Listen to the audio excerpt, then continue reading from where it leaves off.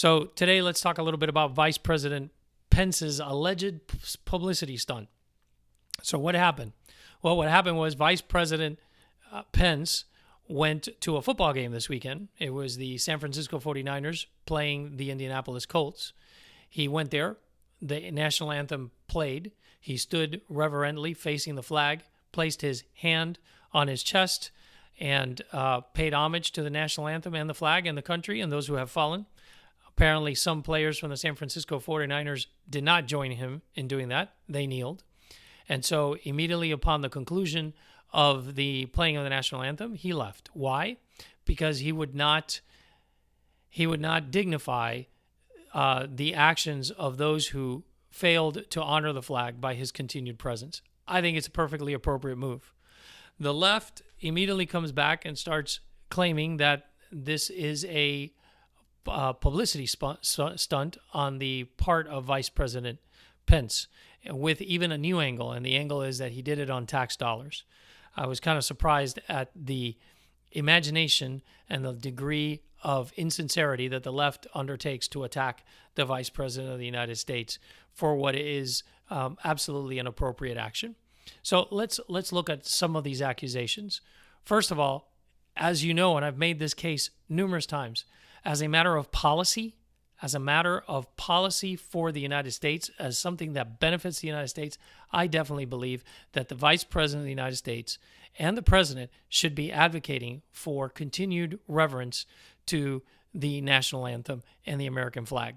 Now, a lot of people bring First Amendment rights to this. This is not a First Amendment issue.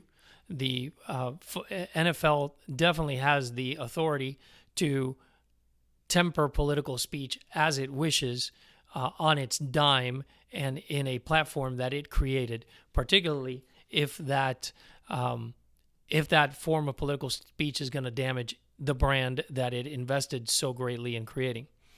So from my standpoint, in terms of the NFL versus the players and the players' ability to engage in political speech, I don't think their political speech at the location and at the time that they're engaging in it is protected by the First Amendment. In other words, the NFL can restrict it. They've restricted it numerous times, and in other occasions, i.e., the prohibition of using the tags to honor the fallen police officers from Dallas on the players' helmets, and the other example, of course, is the 9/11 tribute on some of the players' tennis shoes.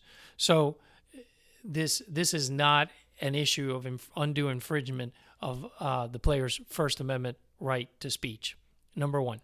Number two, the vice president's actions is also not an infringement on the player's First Amendment speech, and my call for the importance of continuing the tradition of engaging in the activity of reverently honoring the flag during the national anthem is similarly not an infringement on First Amendment. Why? Because nobody's saying that it ought to be prohibited. Nobody's saying that in the public forum we should pass a law that would place a civil citation or criminalize the refusal to stand for the national anthem. The only thing the vice president is saying, and the president is saying, and for that matter, so am I, is that this is such an important part of the American experience that it ought to be protected and it ought to be honored. And we will, speaking for myself, I guess, I will do whatever it takes to place pressure on those who do not engage in this activity, so that in so doing, they will voluntarily engage in the activity. No laws, no infringement of First Amendment, just a strong advocacy effort to make sure that they too be engaged in this activity. Why? Because in my opinion, as a policy matter, it's that important for the continued unity and the continued function of our country. So that's to their first argument that we keep hearing about, which is this First Amendment issue, which is a non-issue and a falsity. The second issue that you hear brought up is that the vice president's actions were a stunt. Well, let's assume that it was. It's no more a stunt than the stunt of the players kneeling before the game. I mean, it's like it's the ultimate level of hypocrisy. If the players can engage in some sort of public activity for whatever it is that they may believe in, then so can the president and the vice president of the United States, and so can any public official. So that one, not only does it not hold water, that one strikes of gross hypocrisy. The third one is a taxpayer dollar. Well, again, I think as a policy matter, it is an important function of the president and the vice president of the United States to continue to advocate for the importance of continued participation in this activity.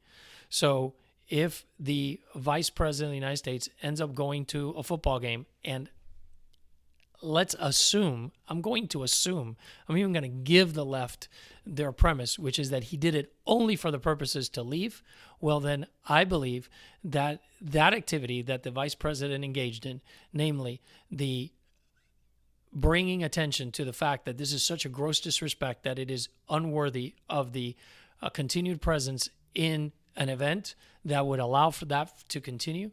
It is unworthy for the continued presence of the vice president of the United States, in my opinion, is well worth the effort.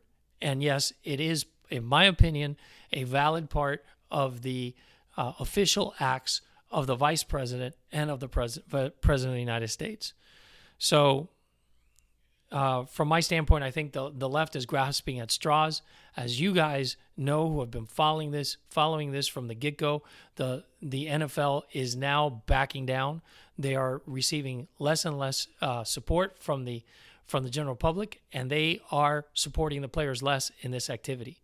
So to me, it stands clear that this is a win for a great American institution, meaning the reverence for the national anthem and the due respect for the flag and those who have died for our country.